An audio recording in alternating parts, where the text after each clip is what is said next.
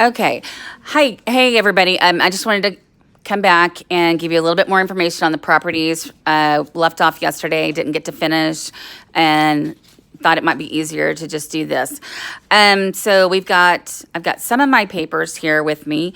And so the first one that we're going to look at is the multiplicative property of zero. The multiplicative property of zero means that you're going to multiply, and then the property being the property of zero means that you're going to multiply, but you're going to use zero. And so we know that anytime we multiply anything by zero, we get zero. So there's one. Oh, and then here's another one. So 7 times 0 is 0, and then 12 times 0 is 0. Okay, now we'll go to another one. And we will go to the,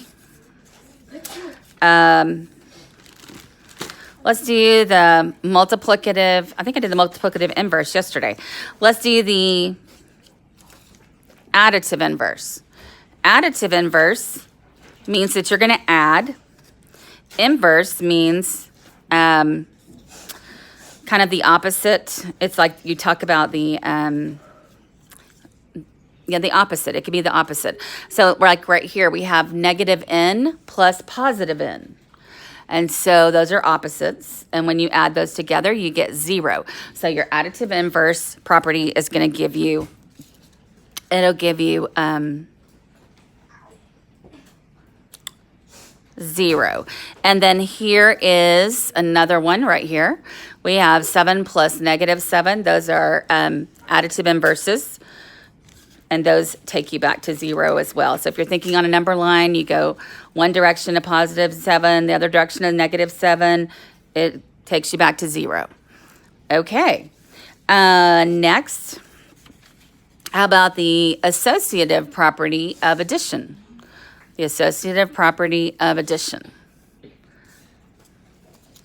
So that one has addition, and it has grouping symbols. Let's see what else. This one has addition and grouping symbols. This one has grouping symbols, and it has addition, but it also has multiplication. So this one would not go, okay? And so these two, they had 12 plus, 4 plus 9 inside the grouping symbols. And then they switched it here, and they did 12 plus 4, and then they left the 9 out. So they just moved their grouping symbols there. Okay. And then how about the commutative property of addition? Means that we're going to have to add. And if you remember us talking about when you're commuting back and forth to work, you go to work, go back home like your parents do, or you come to school and then you go back home from school. And so it's the switching property. Y plus 5 equals 5 plus y.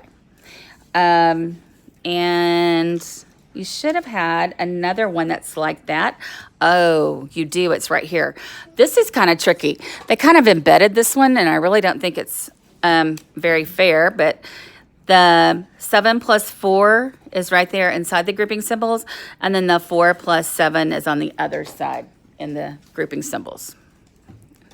Okay, so that might have been a little tricky.